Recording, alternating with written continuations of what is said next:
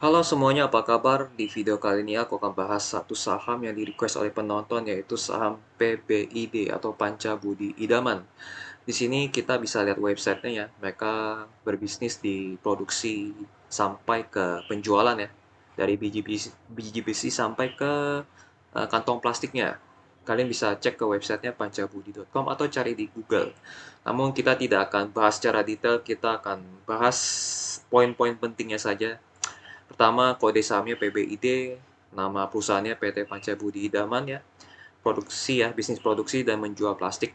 Kepemilikan 74% dipegang oleh Alpen International Corporindo yang di belakangnya dikendalikan oleh keluarga Taslim. Di sini juga ada Johnny Taslim ya, 8%. So, ini kepemilikan tunggal. Untuk kasus hukum saat ini tidak ada ya. Dari keluarga Taslim tidak ada kasus hukum. Kalau misalnya kalian ketemu satu berita ada kasus hukum, kalian boleh tulis di kolom komentar. Kalau misalnya ada kasus hukum, mungkin ini saham yang layak dihindari. Kalau tidak ada, artinya aman. Next, di harga ya. Dari sisi harga tertinggi ada di Rp600 di tahun 2024. Terus harga terendah di setahun terakhir itu di 408 ya. Di tahun 2024 juga harga sekarang itu di kisaran 525 di Mei 2025 ya. Jadi kalau misalnya harga dari 525 ini turun ke 408, itu minusnya bisa 47%. Kalau misalnya dari 525 ke harga 600, naiknya cuma 14%. Jadi penurunannya akan lebih dalam dibanding kenaikan harga ke 600. Jadi hati-hati aja. Jadi ya, resiko perbandingan dan keuntungan sangat tidak menarik.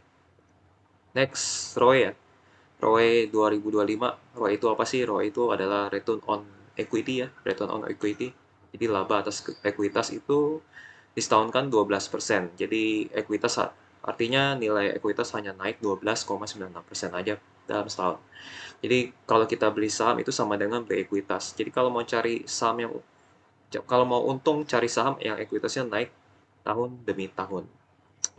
Oke, ini ya, dari tahun demi tahun, dari tahun 2016 sampai 2025, ekuitasnya terus naik, namun naiknya pelan. Tapi mereka steady naiknya. Oke, dari sisi utang, jangka pendek ada 372 miliar, aset lancar 2 triliun, jadi aman ya dari sisi utang jangka pendeknya. Namun uang kasnya itu hanya 80 miliar, nggak bisa bayar utang jangka pendek mereka. Dapatnya dari mana? Dapatnya dari piutang. Jadi kalau mereka ambil piutang atau jual persediaan mereka, baru dapat uang cash, lalu bayar ke utang. Total utang 497 miliar masih bisa ditutupi oleh aset lancar yang sebesar 2 triliun berupa piutang dan persediaan. Resiko bangkrut sangat kecil ya, karena aset lancarnya gede banget. Anomali ya, anomali kalau misalnya piutang yang nggak bisa diambil atau persediaannya nggak bisa dijual, itu anomali. Jadi secara keseluruhan utang masih aman kalau tidak ada anomali. Perbandingan modal, modal dari utang 497 miliar, utang itu bahasa finansialnya itu total liabilitas, lalu modal dari setoran investor dan dari laba bersih ya, total atau bahasa finansialnya ekuitas ya, sebesar 3 triliun. Baiknya ekuitas itu harus lebih besar. Modal ekuitas yang lebih besar akan menguntungkan investor jika perusahaannya menghasilkan laba. Jadi ini rasionya nih ya, rasio ekuitas dengan liabilitas 86% berbanding 34%. Jadi lebih besar di ekuitasnya, itu bagus banget karena ini sangat baik ya, karena kalau misalnya 80% dari keuntungan pasti akan diberikan kepada investor. Kalau misalnya liabilitasnya 80%, jadi sisa 20% kan ekuitasnya. Jadi keuntungan 20% ke investor. Jadi lebih baik ekuitasnya lebih besar semakin bagus. Omset dan laba. Omset dan laba Q1 ya, atau kuartal 1 2025 turun jika dibandingkan dengan omset dan laba kuartal 1 2024. Ini tandanya saat ini bisnis sedang mengalami penurunan. Bisnis PBID ya, bukan keseluruhan ya, saham ini, perusahaan ini ya. Arus kas hanya positif 6 miliaran, sangat kecil karena bisnis mereka itu ratusan miliar, tapi cuma masuk 6 miliar, itu sangat kecil. Pengeluaran terbesarnya ada di pembayaran kepada pemasok atau biayanya lagi naik. Terbukti ya, bisnisnya sedang mengalami penurunan. Dari omset pun penurunan ya, penjualan. Valuasi di harga 25 5,25 ya. Dividen yieldnya 7,62%.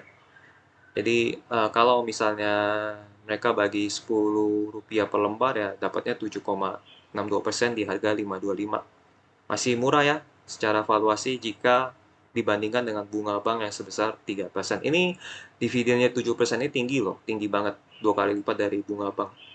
Dan PE ratio 9,67 mendekati wajar yang ini nilai yang aku punya ya, opini pribadi ya. Wajarnya PE ratio 10 kali, PVBR 2 kali. Di sini PVB-nya dapatnya 1,25 mendekati wajar. Secara keseluruhan valuasi saham PBID itu murah ya, murah tapi mendekati harga wajar. Gitu. Kesimpulan opini pribadi ya.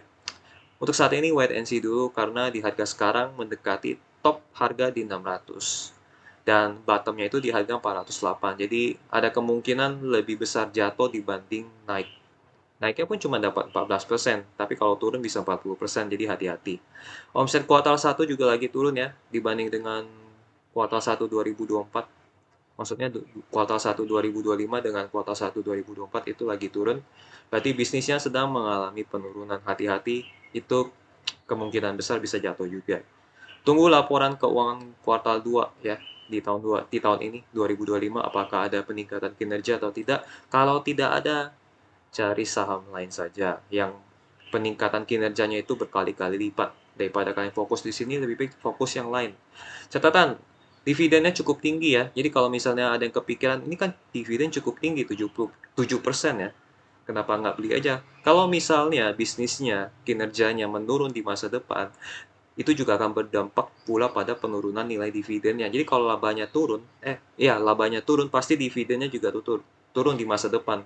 Jadi nanti harga kalian bisa turun, dividennya juga turun, kalian akan rugi 2 poin.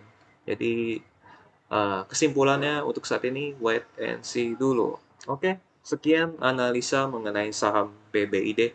Kalau misalnya ada kesalahan atau kekurangan informasi, kalian boleh tulis di kolom komentar. Tambahin aja informasinya atau koreksi informasinya secara langsung. Oke, bye-bye. Sampai jumpa di video analisa saham lainnya. Bye-bye.